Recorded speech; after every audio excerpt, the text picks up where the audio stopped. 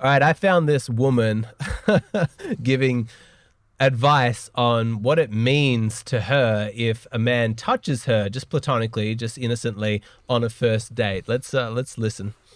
If he touches you on the first date, he's not that into you. A guy who's 100% into you will be slightly scared of you on the first date. You can see the fear in his eyes. He wouldn't want to mess that up by touching you in any way. No kissing, no touching, not even on the arm. None of my boyfriends ever try to touch me on the first date, but a lot of guys who ghost me try. So, men who try to touch you are not sufficiently scared of you, and if a guy is actually interested in you, he'll be frightened of you on a first date. That's this woman's perspective. I've got my buddy Wheat Waffles here with me. What do you think? Do you think she's telling the truth? It's not that I don't think she's telling the truth, but I think this is it just screams speculation to me. You know, I just don't really see the basis for it. Back when I was dating, I always made a point of touching a woman as often as I could, not in a sexual way, but just establishing some kinesthetic, like energy, some exchange between the two of us, because that's what I'd been taught by the pickup artist guys, that I learned from back when I was like 18, 19, 20, is that the more that you can demonstrate that you're comfortable around women, the more attractive you're going to be to her, because it speaks of confidence, it speaks of abundance. What about you? Do you touch women on dates? Yes, I touched them up lots of times, and sometimes the police get called on me too. Playing a dangerous game, making those jokes, man. Yeah. On a first date that I had with a girl who ended up being my first girlfriend, on the first date, like, we did some cringy thing, like where we compared hand sizes. Later on in the date, like, we was on this walk on some like sort of adventure path, and it was quite muddy and rainy that day, and there was this big puddle like that was blocking the path, and then there was a small way around the outside, so I suggested, like, oh, jump on my back and we'll walk around it. I love both of those ideas. It does demonstrate some confidence, some self-assuredness when it comes to like your right to, cross that socially, faux pas like boundary. Like, no, we're no longer strangers. I'm not just this lowly man who's like looking up at a goddess and I could never possibly touch her. I'm a human. You're a human. We're romantically interested in each other. Touching each other, although not appropriate sexually yet, just in a platonic way, is completely normal and natural. You need to pay very close attention to her body language and any social cues. If the slightest hint of her being uncomfortable with the amount of physical contact that you've got with her, you need to be able to back off straight away. How do you prepare, if you're a man on a first date, how do you prepare for when the physical touch doesn't go your way, she does respond in a negative way about your advance? What's the best course of action forward for that? I mean, my advice in all situations basically is tell the truth unless there's a really good reason not to. And so let's just use the example that, I gave. Like, this was the thing that I used to do on my first dates, is whenever we'd cross the street, I'd always just like, oh, let's cross the street, give me your hand. And I'd take the girl's hand and we'd cross the street and I'd just let go. And I wouldn't talk about it, in any situation like that, because, and I'll talk about the importance of hand holding in just a moment, but in the instance I was like, oh, let's cross this street, give me a hand. And then she's like, no, like, that's weird. I would just say, oh, I'm so sorry. I thought it would be cute and sweet, like we could pretend to be young again, crossing hands, but no worries, doesn't matter. Like, whatever your intention was, just own up to it, admit it, see that it's not a big deal, see that you're completely respecting her boundaries, and then just move on. What you don't want to do is get like hugely emotionally reactive, like, why? What do you think the big deal is? Or, I can't believe you rejected me. Don't get angry, don't get sad. Just own up to what you did, say that it's completely fine that she's not into it, laugh it off, and move on, and you'll be golden. Yeah, I really like that response, and in particular, I like the part where you said, oh, I thought it would be cute and sweet. To me, that almost sounds like a subtle attack on her femininity, of her rejecting the reaching outedness of you wanting to hold her hand. I'm not sure if you're on the same page of this, but if you're rocking back and laughing hysterically about the idea that I just presented, it, like, if you say I thought it would be cute and sweet, the fact that she's rejected that idea of wanting to hold hands, it shows that she's not feminine. And obviously you've said it in a way that isn't a direct insult to her, but it still puts that thought in her mind. I'm so sorry. I didn't mean to rock back and laugh as though I was laughing at you. I'm laughing at myself, because I did pickup artist stuff for a number of years, and it's just confronting to me how deep this stuff gets into your psyche, because you're exactly right. That's why I phrase it like that, and that's why I would phrase it like that, except I didn't even consciously realize that's why I was doing it. But initially, when I was coming up with these like behaviors and these ideas and, changing what I would do based on the feedback I was getting from women, it was 100% to create that slight feeling of like, oh, I'm the fun, open-minded, carefree guy, like just, having a good time, let's be sweet and let's be cute. It's totally fine if you don't want that. Like I'm smiling, I'm letting you know that like I respect your boundaries and anything like that. But it's less about making her feel bad, like punishing her in one way. That's the wrong characterization. What it's kind of meant to do is to sort of paint a picture of what she could have had she just complied with your masculinity, to create a kind of sense of longing. There'll be some part of her psyche deep down like, oh, that actually would have been kind of cute and sweet. Like she doesn't need to feel bad about it, but just a sense of like, oh, why did I do that? Probably because that other guy was a jerk, but this guy obviously isn't a jerk. Look, he completely respected my bodily autonomy. You know what? I made a decision. The next time he does something like that, I'm going to go along with it, which is ultimately what I want. And so thank you for keeping me honest and pointing out that there was actually a psychological layer underneath what I was talking about there. Yeah, I think that you've just added more value to, why that is a good response. I was going to mention one other possible route that you could go down. Like, I think that your, response was, very good. And obviously it's a lot better than, getting emotional and showing that, you're not comfortable in your own skin as a man. But just as an alternative, which I think would be equally as good, is making a joke out of it. So say if you reach out to hold her hand and then, she rejects it, you could say, oh yeah, of course, I didn't take my COVID test this morning, or something like that, Hey, look, a lot of guys are not like quick enough in their mind to think of something funny like straight away, which is, it's not to say that wouldn't work, but I personally don't make that recommendation to men. But I swear to God, there's a potency to truth. Someone who can confidently admit, oh, this is why I did what I just did, and then be completely fine about it. It's stronger. I really do believe that. You're not like a guy who's laughing, to try and make her feel at ease, and that would be what my concern is. If you try and make a joke of it, like you just reached for her hand, you made her uncomfortable, and you're like, no, look at me, I'm a funny jester clown guy. Like I make jokes, I'm a comedian, I can entertain you. Like see me as non-threatening. I don't like that frame. I really don't. And it's just from my personal experience back when I was dating, is I didn't find that I was getting the really high quality women with that kind of approach. In order to really crack into that top sphere, you've kind of got to be like, no, you can look directly into my soul, my motives, know all of my intentions, because I'll just admit them to you. But because I'm not ashamed of anything that I'm doing, I can be completely transparent to you. That's the strongest demonstration of masculinity. And that's what really generates the big attraction. That's my feeling. Interesting. I'm still on the fence. I think that either response, the one that you proposed or that I proposed, would be good, but I think we're both on the same page with regard to, neither of these are bad responses. Like they're both a million times better than the emotional, like how dare you response. So like, I think that the two examples that Wheat gave of like, hey, let's compare hand sizes. You can tease her about how small and dainty and feminine her hands are. That's a really great technique. I've never heard of that one. Also, if you're on the beach for your date, you need to get around like this cove of water. You say, here, quick, hop on my back. That's wonderful. That's really, really good. Obviously not entirely replicable, but I thought that I would just mention some of the the techniques I used to use back when I was a young guy. Like if there was ever like a decision that needed to be made, like one way or the other, and like there's a disagreement, or like, oh, who should go up to get the next round of drinks or whatever, settle it with a thumb war. It gives you the ability to like hold the girl's hand. That's really, really intimate. It's fun. It's playful. You can kind of jostle and actually put a bit of strength into it. And when she can feel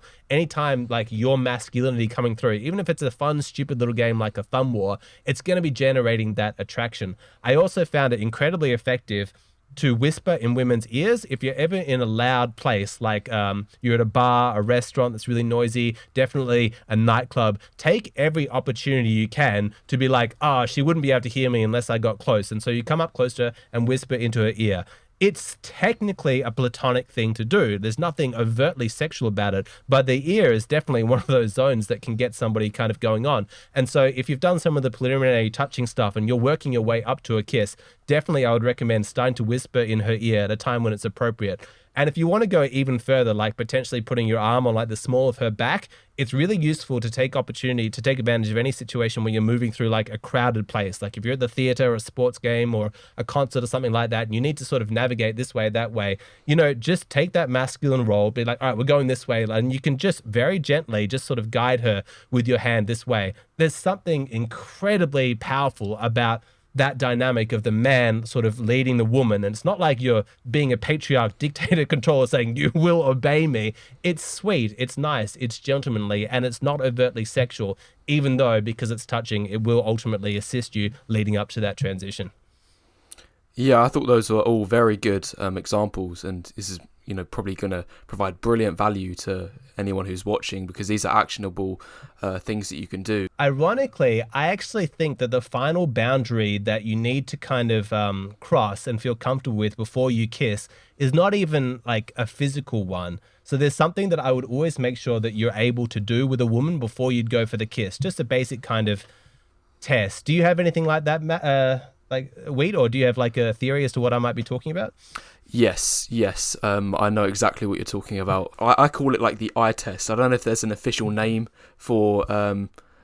you're giving me the sign that I'm on the right lines. Exactly. I don't know if there's an official name for it, but I like to call it the eye test. You shouldn't be going for that kiss unless you know that it's going to be successful. And the way to know that it's going to be successful is exactly what Waffles just described there, is you've got to maintain eye contact for a decent period of time. And if she does not avert her gaze, then that's basically an invitation. Prolonged eye contact, just looking at another person without saying any words, is an incredibly intimate act. It's probably the most intimate thing that you can do without touching another person. And if she's fine doing that, that's your hint. You've got to be able to take the risk. If the signals are there, available to you, like that is a part of masculinity. You need to be able to read social cues and see when the time is right for something. But I was going to ask, if there's no first kiss on the first date, is that a wrap? Like, does that mean that nothing's going to materialize afterwards? It's such a... I've seen people say that. It's so moronic. I'm like, you realize there are women out there with different values? There are women who will sleep with you on the first date. There are women who will not kiss any guy no matter how much they like them on the first date. They just have that rule. They have that value system. They need to know somebody better. Some girls need to be in a relationship with a guy before they'll kiss him. And so it doesn't mean anything. It depends entirely off the type of girl that you're going after. And so whatever internet guru has said, if she doesn't kiss you on the first date, that means she's not interested, and disregard all the evidence that says that she is, because it's definitely not true, is an idiot. Wow, that's interesting, because I have completely different experiences to you then, because in all of my first dates that I've been on, if it hasn't ended in a kiss, nothing's materialized afterwards. In contrast, all of the first dates I've had where, we have had that first kiss, it has more often than not led to, something materializing afterwards. Okay, I need to ask you a question. If you eventually have a daughter and, at age 18, she comes to you and asks advice, like, Dad, should I be kissing boys on the first date? What would you say? I would say if you're attracted to him and you think that it's right, then yeah, of course. Wow. Okay. That's not how I thought that was going to go. Do you have a different perspective? Yeah. Like, look, from what did you think that I was going to say, and then what do you believe? I was thinking you'd answer like most fathers, which is like, no, go upstairs, put on your chastity belt, and don't think about men for another 10 years. Perhaps if you've known the person through your social circle for a long time and this is your first like technical romantic date, then yeah, look, to find out whether or not you're better off as friends or if this should become romantic, maybe a kiss is normal. But if you just meet some random guy off Tinder and you spend 2-3 hours with him at a restaurant or you go for a walk, you don't know that other person well enough yet to be swapping kisses. That's my feeling, is that it's a level of like an intimate act that's not that a girl generally, or at least my daughter, when she's old enough, shouldn't necessarily be engaged to. She should have a higher price than that. That's like, no, it takes more than one date before we start kissing. Wow, I'm actually surprised. I have a lot more liberal view compared to you. Like, I think if you said exactly what you just said, but then swapped out the word kiss for the word sex, or any other like sexual act, then I would be in complete agreement. But I think that a kiss mostly is harmless, and it is just a sign of but what's to come, like what is potential, and potential compatibility, that there is romantic interest at hand, not just platonic friendship, because but obviously you see differently. You think that a kiss like is too symbolic to just be giving them away freely. I do think that, but I think even more than that, I think a kiss is an incredibly intimate act. Did you know that there are a bunch of prostitutes who have a no kissing rule? Like, they'll let men go down on them, do things to their butts, they'll have sex with them, they'll give blowjobs and things like that, but they won't kiss. I mean, the act of having your face that close to another person's face, touching your lips, swirling your tongues around, it's a very physically intimate act to let somebody have access to that part of your body. It's something that should be earned, and I just don't think that after a couple of hours with somebody that anybody could legitimately have really earned that. Yeah, you just honestly, like, you're starting to make my mind run wild. I've got so many questions, I'm starting to have to write them down. How do you feel about in nightclubs where pretty much is just a make out fest? People can kiss one another sometimes with several guys in one night, and although I don't condone that, I think that there's nothing particularly wrong with a woman kissing one certain guy for one night in a nightclub. But do you think is that almost like a heresy, because people kiss in nightclubs before they even know each other's name? It just makes me incredibly depressed if I think about it, because I know psychologically what's behind the actions of men and women who are like that, and it's a real desperation. It's a need for validation. It's a distraction. It's taking something that should be beautiful and shared between people, like in a relationship, or at least know each other well, and there's a mutual love and respect, all these physically intimate acts, and it's just this hollow, shadow ghost of what the real thing should be. So I don't feel judgmental of the people doing that. I just feel incredibly sad for them. Anybody who's going to the nightclub looking for answers to their pain, looking to answers to their existential angst, looking for solutions to their trauma, I just feel sorry for them. I want to hug them and get them into therapy and be like, okay, what's really the pain underneath all of this? But I know for myself, once I'm, in a relationship that I am now, and I've experienced the deep level of fulfillment that can come not from trying to dull my senses, with alcohol and crazy lights, but actually inhabiting my senses and really being present to the moment and actually making real connections with people. The idea of going to a nightclub now would legitimately be torture to me. For my first time that I kissed a girl in a nightclub, you can bet I felt on top of the world that night. And I think the same can be said for any man who, has never had like that kind of intimate experience in a nightclub. If they, go home having made out with a girl on the floor, like, they are going to treasure that experience, and they're feeling on top of the world about that. This makes me so sad to think about, because you're right, and I had that.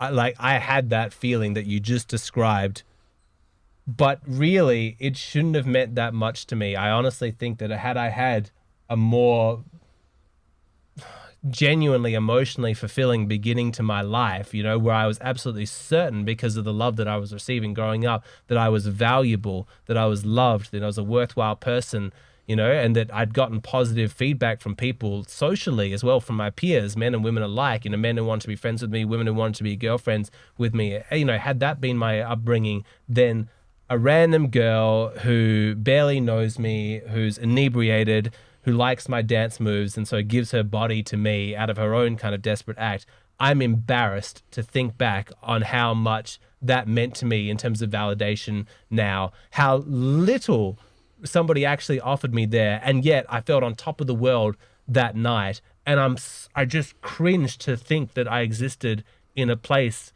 where that could have meant so much to me, where my self-esteem could have been boosted that much. Or less cringe, I less feel embarrassed, I just feel incredibly sad for myself when I think back to where I used to be, and I just it's really depressing.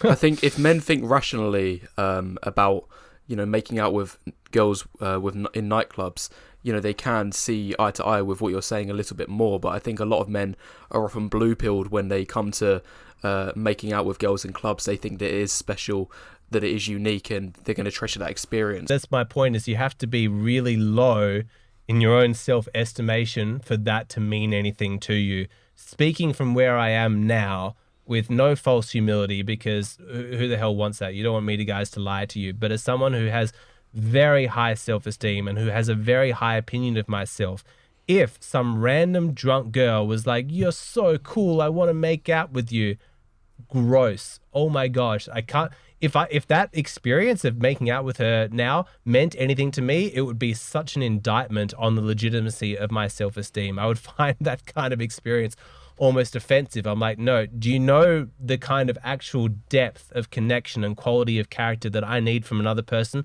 before I can feel good about myself? Like, compliments, and I guess kissing me could be construed as a type of compliment, but compliments don't mean anything to me unless they come from a person who I respect and admire.